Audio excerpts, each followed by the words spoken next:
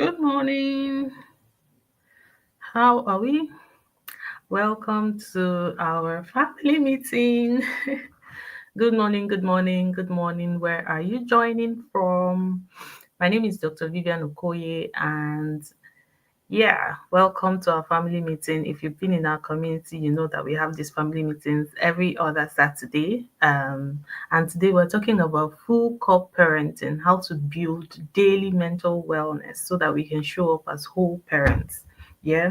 And this conversation, just like many things that I do, um, is quite inspired by something that happened recently, and also coupled with the fact that this is mental health month, so to say, and we're having, I think next week or so is maternal mental health awareness or something like that. So it's really, really a timely conversation. Welcome, and let's have a chat, right? So if we are meeting for the first time, my name is Dr. Vivian Okoye, and when people ask me what I do, I say I create experiences, and experiences where young minds are molded or nurtured, where old minds are healed, and where dreams are awakened and authentic living begins. And what that means is that we create experiences, we heal minds for a living, or I heal minds for a living. So most of the experiences I create, be it for young people, be it for adults, be it therapy, be it coaching, be it mentoring, be it workshops, be it webinars like this one, are geared to empower you, empower your mind, heal your mind where healing is needed, and enlighten your mind to live fully, as yourself, right? So please, if you're joining in, let me know where you're joining in from, and please, if you can, help us share this video so that other people can join in as well, right? Help us share this video so that other people can join in. I'm trying to also go live on Telegram. I'll start recording there now as well. Um, so we're talking full co-parenting. Do let me know where you're joining. Do let me know where you're joining in from. Yeah, we're talking about how you can maintain your mental health as a parent so that you can, show up as your best self to your kids. And this is really important, because this conversation is really important because it will help us understand the importance of mental wellness, that, why we need to be mentally well and mentally okay as parents. And when we talk about mental wellness, we're not talking about people who are going crazy. We already established that. If you have been in this community long enough, we have already talked a lot about what mental health is. Yeah. We're going to talk about simple daily habits that you can, adopt to help you maintain an emotional balance and help you regulate yourself so that you can show up as your best self to your kids. And we would identify some signs to let you know when you're getting burnt out or when you're at the verge of a mental health breakdown. um We'll help you discover how your wellness impacts your children, and then we'll create a plan for you. Thank you, Care. Thank you for joining in from Lagos. And we'll help you create a plan, for you to create a plan, your daily habits that can help you sustain your mental wellness, right? So I said this conversation was inspired by an event that happened recently, and that event was that a few weeks ago, I received a call from a mom in our community. She had been a client before. She had taken some therapy sessions with me, and then she called me. I think it was on Mother's Day, the last Mother's Day. There are lots of Mother's Days. The last Mother's Day, I think that was UK Mother's Day or Catholic Mother's Day. So she called me randomly, and she sent me a WhatsApp message, and she was like, Dr. Vivian, I need to book an urgent session with you, just one-off session, because I think motherhood is driving me crazy and I'm overwhelmed. Right. And we booked that session, and we had, the conversation. And she was literally like, she was scrolling through social media and seeing how everybody was, hyping motherhood and saying amazing things about motherhood, and nobody's really talking about, how burnt out and how exhausted, people can get with raising their children, and sometimes that, you even want to run away, because that was exactly how she was feeling. She was feeling like wanting to run away. She was feeling like she was exhausted. So seeing all of those posts on Mother's Day kind of like triggered her to say, are these people really for real? Why isn't anybody talking about all of the burnouts that we face as mothers in this motherhood journey and all of that? And that made me think, yeah, it's true. Everybody wants you to be happy as a parent. Everybody wants you to show up as your best self, but that is not the reality of things. Sometimes you get overwhelmed, sometimes you get burnt out. Why don't we talk about that? Why don't we look at how we can, regardless of all of the challenges that are associated with showing up for our kids every day, how can we take care of ourselves? How can we ground ourselves? How can we make sure that our cup is full so that we can pour into their own cups? Because you cannot really pour from an empty cup, right?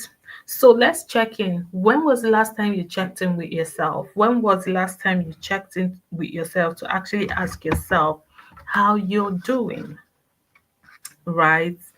When was the last time you checked in with yourself to ask yourself how you're doing? I want you to pause for a minute now and ask yourself, how am I really doing? Because most times we're just on autopilot. We're going. We're not really checking in on ourselves to know if we're actually all right. Yeah. So check in with yourself. How are you doing? And let me know in the chat. How are you really doing? And be honest with yourself about that. Yeah. And be honest. Are you okay? Are you fine? How are you feeling in your body? How are you feeling in your heart? Right? Are you happy to be where you are? What are you struggling with? Are you feeling sad? Are you feeling tense? Are you feeling frustrated? Really check in with yourself and be honest with yourself about how you're feeling, because that's the telling yourself the truth about how you're feeling. That's the first step to actually knowing how you can help yourself, right? And what does it mean to parent from a full cup? What it means to parent from a full cup just simply means that you are taking care of yourself, and that you are showing up to that parent-child relationship as your best self in every moment. And um you may not be 100% all the time, but being aware and knowing that you are also important in the equation, in the sense that if you are not mentally well, if you are not grounded, if you are not emotionally regulated, then there is nothing that you're offering your child. You would probably be hurting your child much more than you're helping them, right? Most times, as parents, especially as mothers, we are conditioned to show up for everyone, take care of everyone, nurture everyone, which is a good thing. But if you also do not check on yourself and nurture yourself, you're gonna get burnt out. And it's either you get burnt out and break down, or you're snappy at your children. And even if it doesn't happen in the moment, your body is telling you, and when it's gonna tell you in the long run. A lot of women suffer from a lot of autoimmune diseases, not just because you know of any other thing, but because of stress, because of burnout, because of emotions that are suppressed, that are not expressed, that are not taken care of. So it's really important that we're checking in on ourselves, and we're taking care of ourselves as much as we want to show up for everyone. And one of the things that you need to that confirms this truth is when you look at your to-do list, right? So, for example, today is a Saturday, and many of us have a to-do list, what we need to do for today. When you look at your to-do list and all of the schedules and all of the plans that you have in that to-do list, how many of it is personally for you, right?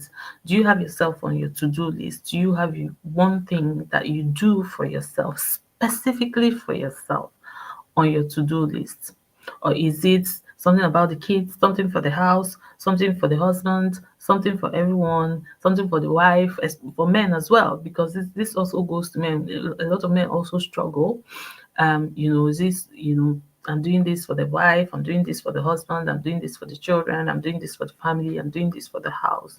Which one is for you? Right? Look through your to-do list, and if you don't have one thing on your to-do list that is specifically for you, that is geared at taking care of you and grounding you, then you should schedule and have yourself on your to-do list, right? If you are a depleted parent, your children are going to be depleted because you're not going to offer them your best self.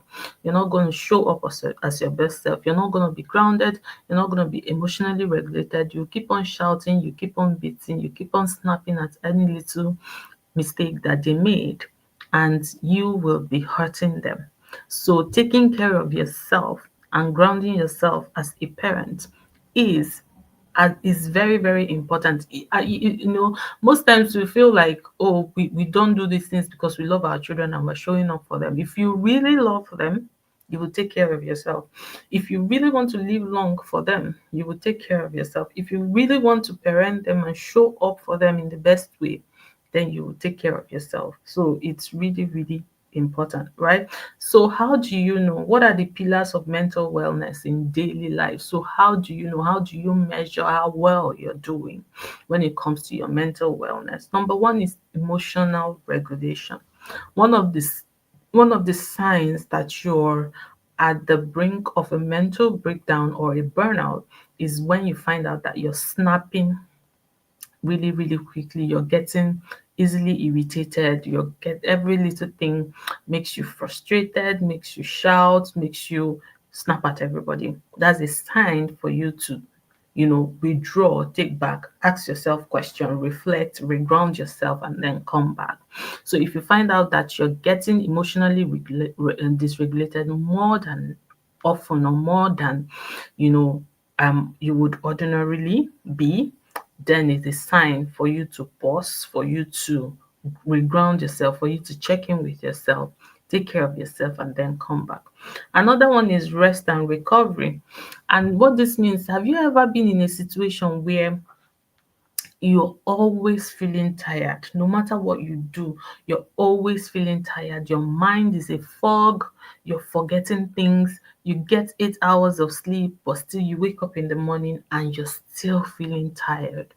That is a sign that you are struggling with your mental health.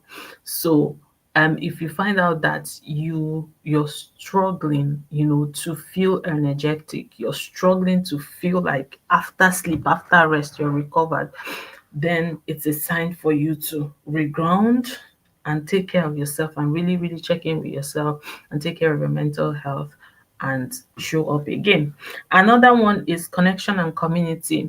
This is another major sign that you're struggling with your mental health when you don't want to be around people that you would normally be around, when the sight of people, even sometimes it could be your children, you could be your family, you just want to be withdrawn, you just want to be left alone and stuff like that. You find yourself isolating. That's a sign that you are struggling with your mental health.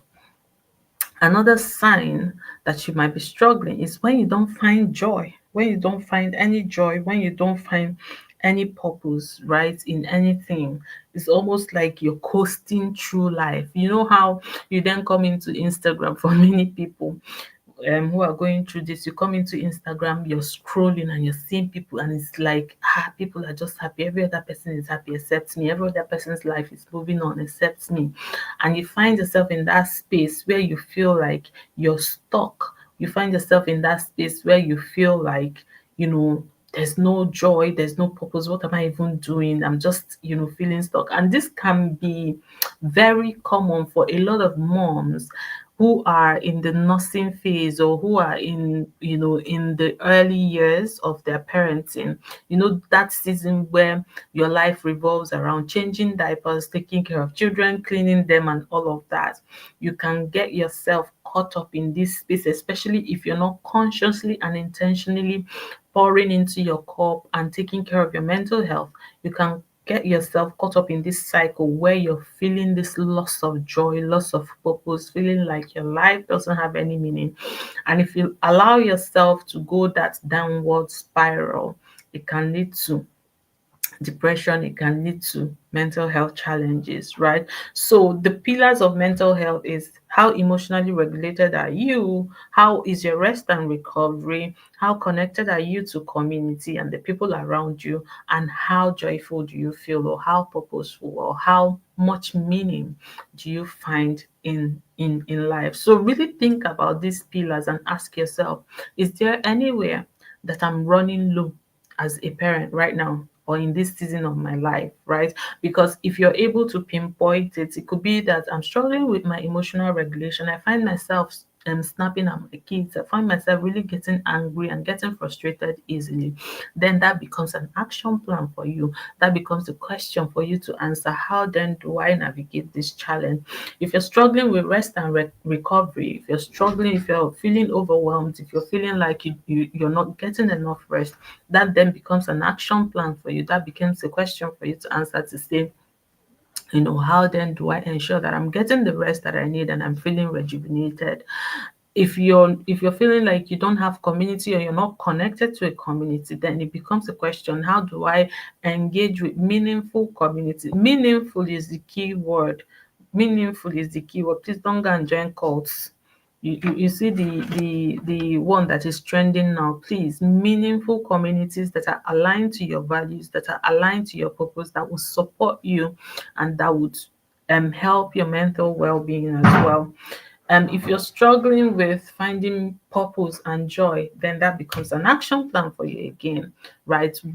What do I do? Regardless of any season in your life, I tell people, enjoy every season of your life. Enjoy every season of your life. Even in the season where you feel like nothing is happening, that is your preparation season, right? So as a mom who is nursing, for example, or who is in the early years of their parenting, and you feel like there is something burning in your heart, there are things you really want to do, but in that season of your life you're not able to do all of those things, it's still okay. You're not wasting your time, right? You're nurturing your kids, but then keep your dreams in your heart and take really, really tiny little steps that can help you move towards your dreams, right? Even when you're not fully embracing that dream. So for example, let me give you a practical example. Let's say, for example, you're a mom, you're nursing, you cannot work at the moment, or you cannot start that business that you have in mind at the moment, but you really wish you could. In the season of your life, in that season where you feel like nothing is happening, get a diary, start writing all the plans, start fleshing them out, start writing your business proposal, start looking at the people that can mentor you, start looking at the people that you would be able to collaborate with when you start your business and all of that. Have your dream in your heart and keep making plans, keep writing, keep planning, keep dreaming, keep envisioning. That keeps it alive in your mind and it doesn't make it die away, right? And that gives you that sense of purpose, and that helps you feel like you're working towards something, and it's just a matter of time until you're able to embrace what you're working towards fully, right? So really, really important. Check those four pillars, find out where you're struggling, and then that becomes where you focus on working on, right? And there are daily habits that can help you to maintain a full cup, right? We said, you know when you don't maintain a full cup, then you're not showing up as your best self. It affects you, it affects your children, it affects everything around you, it affects your work. If you're burnt out, it affects the quality of your work, it affects the quality of your interaction, it affects the quality of your relationship with yourself and with others. There are few things that I will highlight that can help us ensure that we're maintaining, a healthy mind health, and that we're filling our cups so that we can pour, to the people that need our love, because we cannot pour from an empty cup. So some daily habits are like to have, a self-care plan. right? And it doesn't have to be elaborate. It can be micro self-care plans, little things that you do here and there intentionally, consciously, and routinely to ensure that you're taking care of yourself. It can be things like setting an alarm on your phone to reset, to reground. And regrounding just really means, okay, taking 10 minutes to just really deep breathe and not think about anything. Ground yourself, tell yourself I am okay, check in with yourself, I am okay, I am safe, and then go again, because we're really on autopilot. For many of us, we're just on go go go go go go go, right?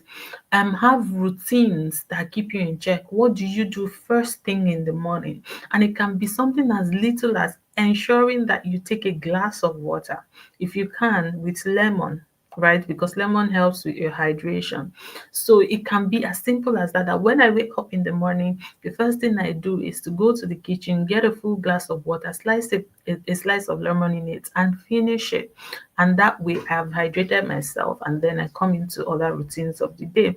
It could be that the first thing you do is to journal. What do you do before you go to bed? It could be that you have your emotional and mental cleanse, right? What has happened in the day? Are you able to dump all of that in a journal? Are you able to pour all of that out so that you're not carrying the baggage of that date into the next day, right? So really having those micro self-care moments. It could be a walk, right? If you're able to afford a walk, it could be 10, 15, 20 minutes, 30 minutes work, and it's for you, right? Like something that you're intentionally doing and saying, I'm intentionally doing this for myself as self-care, right? It could be meditation if you're into meditation, right? It could be meditation. You can have 5 minutes of meditation, 10 minutes. They're really short meditations that help you reset, right?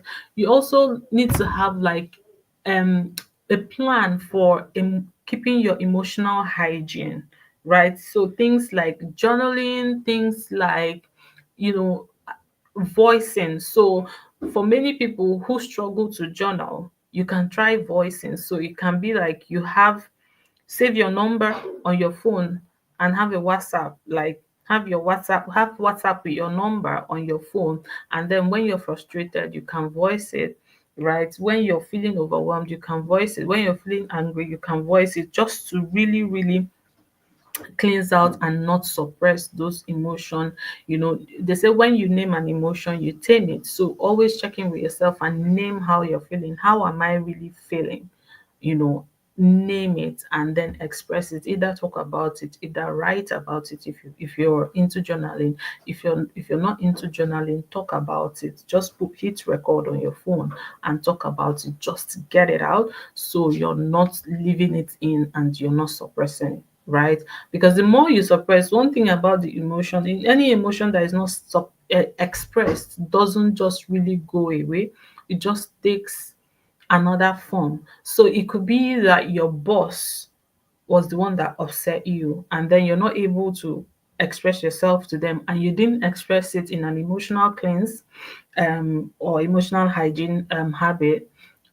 So you then take that back home, right? So it's your boss that upset you, but you haven't dealt with that emotion, you haven't let it out. So you have taken it home, you have brought it back home, and now any little thing your child does, you're going to snap at them. And after a while, if you're not able to express your emotions, you start looking for how to cope, right? Because those emotions are still there. We have not expressed them. The natural thing is, because life does not exist in vacuum, is that you then start looking for how to cope, how to try to make yourself happy even when you're not happy.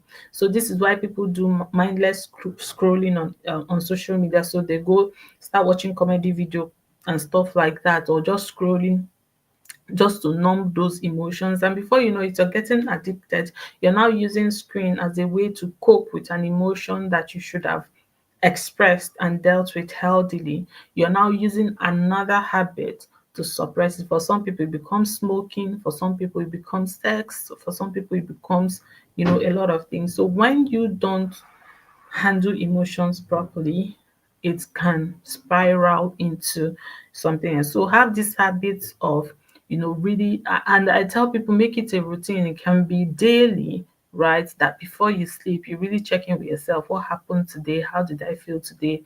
And talk about it or write about it and just get it out. Yeah. Another important habit, if you want to maintain your full cup, is boundaries. Boundaries, very, very important. And I say, when you want to start doing boundaries, you want to think about yourself, the where you go, the people you let into your life, the conversations you have, the chats you have, the things you engage in, and ask yourself, what really drains my energy? Is there anywhere that I'm showing up that is draining my energy? Are there places that I'm showing up that fuels me, that inspires me, right? So boundaries would just mean eliminating events, people, circumstances that drain your energy and engaging more in the ones that fuel your energy, right? It can also mean cutting down on the things that you commit to. So some of you all will commit to going to church 5 times a day. Do you really need to if you have little children? Right, and then you come back and you're exhausted, and then you're snapping at the children. You commit to having going to every wedding that you're invited to, every weekend you're out. Do you really need to? Right, so really making an assessment of the things that you're committing your time, your energy. It's okay to say no, I can't make it. It's okay to say I feel exhausted. It's okay to say I can't be there, right?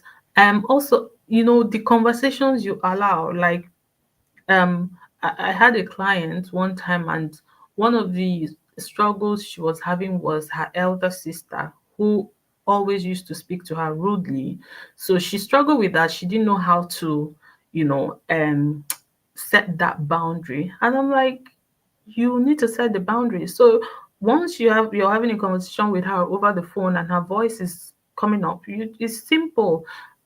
Excuse me, your voice is going high. I'm gonna cut the call now, and when you're calm, we can talk, right? Or she starts saying things that you don't appreciate. Excuse me, I won't allow you to speak to me like that. So I'm gonna cut this call. When you're ready to talk like an adult, we can speak. So really setting boundaries as to how people engage with you, how people speak to you, who comes into your life, the things you show up to, how you show up to things as well. Really important. We don't know how much these things drain us and drain our energy until you start to make that audit, until you start to set that boundary, right? Because these things drain the energy that you actually need to take care of yourself and to take care of the people who need you the most, your children.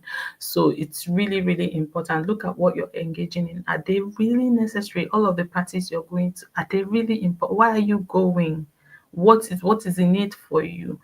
Can you say no? If you say no, will anybody die? Nobody would. Some of the places you're even going to, nobody needs you there, right? It's just the people pleasing in you that's making you go, right? And at the end of the day, you go, you're exhausted, you're complaining, but next week they will invite you, you still go again. So make that audit. What are the things that are draining your energy? Cut them out or reduce them as much as you can, and then focus on the things that fuel you, right? Another habit that you want to also adopt is mindful digital consumption. We cannot talk about this enough, right? If you have been in this community long enough, I have talked about this over and over. Have you noticed how you go into social media, you're scrolling, scrolling, scrolling, and then when you come out, you just feel really exhausted? That's because when you're in social media, yeah, your emotions are pulled in 1 million directions in under 1 minute. So for example, you can see a post now that makes you happy, the next one makes you irritated, the next one makes you frustrated at the government, the next one makes you feel like, are these people really okay? So your emotion is being pulled because you don't have control of what shows up on your feed, right? And then you're dragged into that. You're just scrolling and scrolling and scrolling, and then when you come out, you're really, really exhausted, right? In my book, Parenting in the Digital Age, I know the book is for parents to help their children, but there are a lot of tips in there on digital engagement that you can also adopt as a parent. And one I want to share right now is that when you want to engage with your phone, Can you remember how many times you pick up your phone and not remember what you actually want to do on the phone? Many of us are like that. I'm like that as well. But one of the ways to engage mindfully is to really, really be conscious of what you want to do with your phone when you pick your phone. What do I really want to do on this phone now? And set a time. How long will it take me to do this thing? And how will I know that I'm done with this thing? And then you come out, right? And there will be time for you to engage in entertainment. And it's really to say, okay, now this is my downtime and I just want to go on Instagram and look at a few things or just laugh at a few comedy skits and come out. But set a time, because sometimes you just go in and you're like, okay, let me just do this thing or let me just make a comment, and before you know it, 2 hours, 3 hours in, you're in there doing nothing productive. So it's really, really important to, adopt some of these habits and some of these frameworks that helps you engage with the digital devices in a mindful way. It will help your mental health, right? Also, pay attention to the things that trigger you, whether at home, whether outside with people, whether on your phone as well, because there are things that you would see on social media that becomes a trigger for you that you then bring into your space without even realizing. So let's say, for example, you go on social media and then you see one classmate, that classmate was appointed something something to the state governor. Then you see another classmate, that one just started a business and they have blown. Meanwhile, your own business is struggling. That can become a trigger for you to feel like, oh, I'm not doing well. Everyone is doing well. Then you come out of that space without realizing that that is what triggered you. And then you come into your space and everybody's body bites. Everything is biting you. Everything everybody says bites your body. So be aware of the things that trigger you. Be aware of when you're triggered so that you can know how to avoid the triggers and how to manage the triggers, right? And we have talked about being part of a meaningful community, just like our community. If you're not in our WhatsApp community, please do well to join. If you're not in our Telegram community, do well to join. Be in a meaningful community. Have a community, a physical community as well. Have friends. It's important to have a few friends, not so much. It's not in the number of friends that you have, but in the quality of friends that you have. So it can be one, it can be two friends, that you have physically, that you can talk to when you're feeling overwhelmed. It can be a church community, a spiritual community where you can go when you feel overwhelmed, worship and pray and fellowship and stuff like that. Then finally, for you to maintain your full cup, it has to be consistent and it has to be like a habit. It's not something that you do, once in a while, right? It's not something that you do today and then you don't do it tomorrow and you expect to, be grounded. I have been, I was having a conversation with someone recently and I was telling her that someone did something and I was telling her that I'm really, really upset. And she was looking at me and she was like, is this the upset? Like like this you are now is the upset, right? So to her, she was like, you're too cool to say that you're upset. But the thing is really in that self-awareness, in that understanding that being upset doesn't mean that you should react irrationally. Is that understanding that you know your triggers and you know how to respond instead of allowing the triggers control you to just react rashly in the moment. And this is a skill that is built over time, right? It's a skill that is built over time and is built through habit. So I want you to leave this conversation with a commitment that you will have one habit that you will commit to every day as a self-care habit, right? One habit. What is the one habit that you can commit to from today, every day as a self-care habit? It can be something as simple as not picking your phone and the moment you wake up. So it can be as simple as charge your phone in your sitting room. Don't charge your phone in your room, right? So have a time when you go off phone. So it can be 9 p.m. I plug my phone to charge in the living room and I go to bed. So that's when I wake up in the morning, the first thing I'm reaching out for is not my phone. right? Because that's a very bad habit that is not good for your mental health. It can be that when I wake up in the morning, I will have a glass of water, like I said earlier. It can be that when I wake up in the morning, I'll first of all ground myself. I'll take a deep breath. I will set an intention for the day. I will set an intention for my emotion. It can be that when I wake up in the morning, I will journal. It can be that when I wake up in the morning, I will check in on myself. It can be that before I go to bed at night, I will check in with my emotion. I will do an emotional release or an emotional dump. Yeah. So have one commitment. It can be that I will commit to taking a 15 minutes walk every day, right? So have one commitment that you want to make as something that you do for your mental health, right? It can be that I have a playlist, a feel good playlist that I would listen to every day as I go to work, on my ride to work, or as I wake up in the morning, I'm getting ready in the morning. So just have one thing, one habit that you can consistently do every day that makes you feel really good, that makes you feel really grounded, right? Have one boundary that you want to set and that you hold yourself accountable to, right? What is the one boundary, right?